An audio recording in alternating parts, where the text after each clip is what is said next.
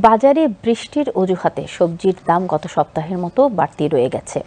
বেড়েছে ডিমের দামও। আর নতুন ধানের মৌসুম সত্ত্বেও কোথাও কোথাও চালের জন্য মূল্য কিছুটা বেশি গুনতে হচ্ছে। এই অবস্থায় বাজারে বাজারে নজরদারি বাড়ানোর তাগিদ দিচ্ছেন ক্রেতা সাধারণ। শাহেদ জাহিদের প্রতিবেদন। কয়েকদিন ধরেই দরদামের উত্তাপ জিয়ে আছে সবজি বাজারে।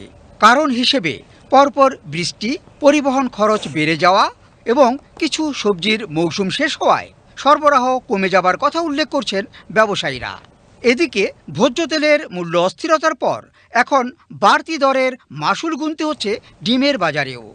সপ্তাহের ব্যবধানে ডজনে 10 টাকা বেড়ে ফার্মের ডিম বিক্রি হচ্ছে 140 টাকায়। কোথাও কোথাও কিছুটা বেশিও নিচ্ছে। অন্যদিকে বোরোর ভরা এই মৌসুমে চাউলের দাম কোথাও কোথাও কিছুটা কমে এলেও অনেক জায়গাতেই কিন্তু কিছুটা বাড়তি দরও গুনতে হচ্ছে।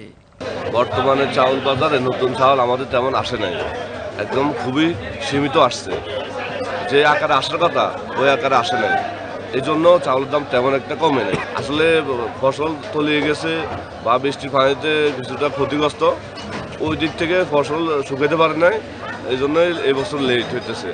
28 আর মিনিকেটটা নতুন আসছে, আর সব হলো পুরান। এই দুইটা ছাড়া আর কোনো নতুন চাল এখন আসে নাই। প্রতি কেজিতে গত সপ্তাহ থেকে এই সপ্তাহে 2 টাকা কম। ডাল সহ আরও অনেক দ্রব্যের বেড়ে যাওয়া দর নিয়ে ভোক্তাদের মতো ব্যবসায়ীরা কিন্তু পেরেশানিতে। খুচরা এবং ছোট ব্যবসায়ীদের ভাষ্য, আগের তুলনায় অনেক কমে গেছে বিক্রি। বাজার অভিজ্ঞরাও বলছেন কিছুটা সাশ্রয়ের জন্য ক্রেতাদের এদিক ওদিক ছোটাছুটির প্রবণতাও গেছে বেড়ে। বৃষ্টির কারণে সবজি মোটামুটি সবজি এই যে কাঁচা তরকারিগুলো দাম বেশি দেখতেছি। ওনারা বলতেছে কয় ভাই হ্যাঁ বৃষ্টির কারণে মাল আসতেছে না, আবার দাম বেশি, এইগুলা বলে মানে সবজির দামটাও বেশি আমার মনে হয়। আমি ক্রেতা হিসেবে করতে পারি। ডিম 150 টাকা, ওদিনে নিচ্ছি 150 টাকা ডজন।